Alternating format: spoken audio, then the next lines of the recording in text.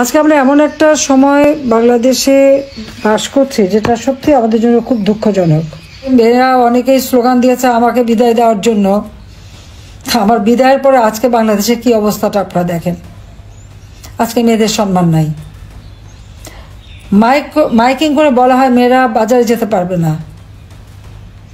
মেয়েরা কিভাবে কাপড় চোপড় পরবে সেটাও যেন একটা নির্দেশনা দিয়ে দেওয়া হয় এবং মেয়েদেরকে ঘর থেকে যেন বের হতে না পারি। আর অনবরত এখন তো ধর্ষণ যেন একটা মহা উৎসবে পরিণত হয়েছে। যখন আওয়ামী লীগ ক্ষমতায় ছিল এরকম ইপটিজিং বা ধর্ষণ যেটা যখন হলো তখন সঙ্গে সঙ্গে আমি আইন করে দিয়েছিলাম। এমনকি যে ধর্ষক তার পরিচয়টাই যেন প্রচার হয় এবং তার ক্যাপিটাল পানিশমেন্ট যাতে হয় সেভাবে আইন করে দিয়েছি। কিন্তু এই 2024 সালের আগস্ট মাসের 5ই আগস্টের পর থেকে আজকে কি অবস্থা বাংলাদেশে? মেয়েদের সব অধিকার একে একে কেড়ে নেওয়ার চেষ্টা বাস করছে, যেটা সত্যি আমাদের জন্য খুব দুঃখজনক। হাটে ঘাটে মাঠে মেয়েদেরকে অনবরত লাঞ্ছিত করা হচ্ছে। ক্ষমতা এসেছে একজন সুদখোর জঙ্গি নেতা ইউনূস, তার আমলে তো কেউ আন্দোলন করতেই পারছে না। 7 জুলাই থেকে 14 জুলাই পর্যন্ত আমাদের ছেলেমেয়েরা যে আন্দোলন করেছে বা 15 জুলাই পর্যন্ত আন্দোলন করেছে, কই তাদের উপরে টিয়ার গ্যাস মারা, সাউন্ড গ্রেনেড মারা আমরা তো কিছুই করিনি। অথচ এখন মহিলা শিক্ষক বাচ্চা নিয়ে আছে, তার উপরে গরম পানি মারা হচ্ছে, তাকে গ্রেপ্তার করা হচ্ছে। মেয়েদের কাপড় চোপড় ছেড়ে স্বাধীনতা নষ্ট করা হচ্ছে, ওড়না টেনে নিয়ে যাওয়া হচ্ছে। এই ধরনের অনাচার কিন্তু চলছে। মাদ্রাসার শিক্ষকরা আন্দোলন করেছে, তাদের উপরে হামলা, 2 জন মারা গেছে, সেটা লাশ গুম করে ফেলা হয়েছে। গার্মেন্টসের মহিলা শ্রমিকরা আন্দোলন করতে গেছে, সেখানেও তাদেরকে হত্যা করা হয়েছে এবং তাদের উপরে চড়াও হয়েছে। একর সাথে সাথে তাদের উপরে নির্যাতন। ছাত্ররা আন্দোলন করে, সেখানেও নির্যাতন। আজকে আমাকে কেউ স্বৈরাচার বলে, তাহলে আপনারা বিচার করে দেখেন তো স্বৈরাচারটা কে? আমি তো সহনশীলতা দেখিয়েছি, আন্দোলন করেছে, সংগ্রাম করেছে, আমরা সহনশীলতা দেখেছি, আলোচনা করেছি, ছাত্রদের সব দাবি মেনে নিয়েছি। দাবি মানার পরেও তাদের এক দফা, অর্থাৎ আমি আর রেহানা 15 আগস্ট তো আমরা 2 বোন বেঁচে গিয়েছিলাম, কাজে আমাদের হত্যা না করা পর্যন্ত মনে হয় তাদের শান্তি ছিল না। কিন্তু রাখে আল্লাহ মারে কে, এটাই তো আমার জীবনে বাস্তবতা। গ্রেনেড হামলা, গুলি, বোমা, অনেক কিছুই তো বাংলাদেশের মাটিতে ফিরে আসার পর থেকে, সে 81 সালে আসার পর থেকেই তো আমাকে এর মুখোমুখি হতে হয়েছে। জানি না আল্লাহ রাব্বুল আলামিন বারবার বাঁচিয়ে দিয়েছেন, এটা বাংলাদেশের মানুষের জন্য কিছু ভালো কাজ করার জন্যই তিনি এবারেও আমাদেরকে রক্ষা করলেন। কিন্তু আমি যেখানেই থাকি, যত দূরেই থাকি, আমার মনটা বাংলাদেশেই আছে। আর আমাদের নারী সমাজ আজকে যেভাবে নির্যাতিত নিগৃহীত হচ্ছে, আমি তার নিন্দা জানাই। এবং এই ডক্টর ইউনূস এ তো রাষ্ট্র চালাতে সম্পূর্ণ ব্যর্থ, রাষ্ট্র পরিচালনা ব্যর্থ। তিনি নারীর ক্ষমতায়নের কথা খুবই বলেন, দারিদ্র বিমোচনের কথা বলেন, কিন্তু কতটুকু দারিদ্র বিমোচন করতে পেরেছে? আজকে বাংলাদেশে যে দারিদ্র বিমোচন হয়েছে, সে 41 ভাগ থেকে 18 ভাগে নামিয়ে আনা, সেটা কে এনেছে? আওয়ামী লীগ সরকার ক্ষমতা আসার পর এই দারিদ্র বিমোচন হয়েছে। হত দরিদ্রের সংখ্যা ছিল 25.1 ভাগ, আমরা তা 5.6 ভাগে নামিয়ে নিয়েছিলাম। এবং আমার লক্ষ্য ছিল যে বাংলাদেশের একটি মানুষও ভূমিহীন গৃহহীন থাকবে না। আমি যে আশ্রয়ণ প্রকল্পে ঘর বাড়ি তৈরি করে দিচ্ছি, সে 96 সাল থেকেই পর্যন্ত যাদের দিচ্ছি, সব জায়গায় আপনারা দেখবেন নারী পুরুষের ওই ঘরে 2 কাঠা করে জমি এবং ঘর, সেখানে কিন্তু নারী পুরুষের সমান অধিকার দিয়ে দিয়েছি। এবং যদি কোনো সময় বৈবাহিক জীবনে কোনো সমস্যা দেখা দেয়, তাহলে ওই বাড়ির মালিক কিন্তু ওই নারীরাই হবে, আমি সেটাও নিশ্চিত করে দিয়েছি।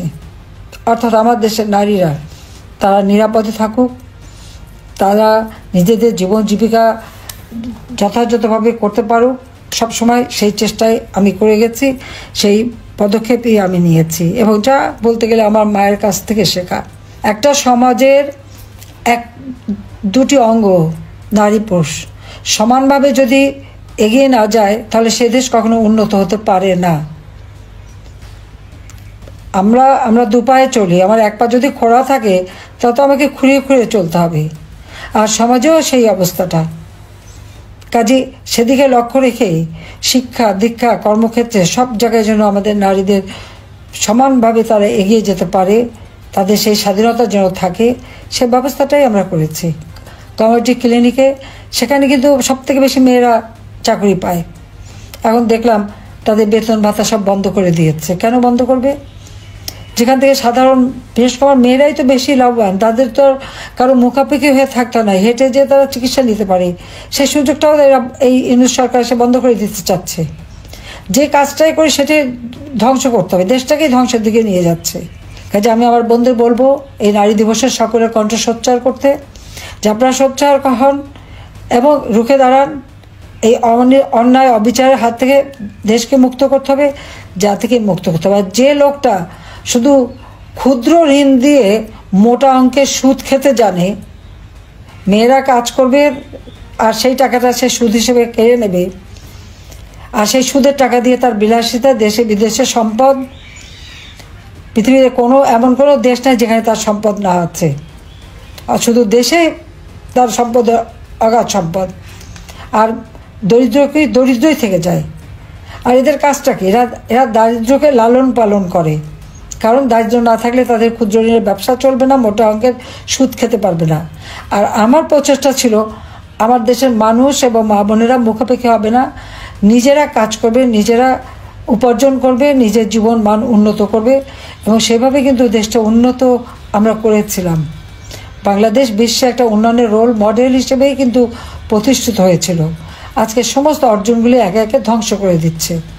বাংলাদেশ এখন ধ্বংসের কিনারে। জঙ্গি যত সন্ত্রাসী, তাদেরকে জেলখানা থেকে মুক্ত করা হয়েছে। আর আমাদের আওয়ামী লীগ নেতাকর্মী, সাংবাদিক, সংখ্যালঘু সম্প্রদায়, ডাক্তার, কেউ বাদ যাচ্ছে না, পেশাজীবী, তাদেরকে গ্রেপ্তার করে বন্দি, হত্যা করে, একদিকে হত্যা করছে, একদিকে মামলা দিচ্ছে, একদিকে বন্দি করছে। এমনকি আমাদের নারী সাংবাদিক, তারাও তো রেহাই পাচ্ছে না, তাদেরকেও গ্রেপ্তার করা, তাদের বিরুদ্ধে মামলা।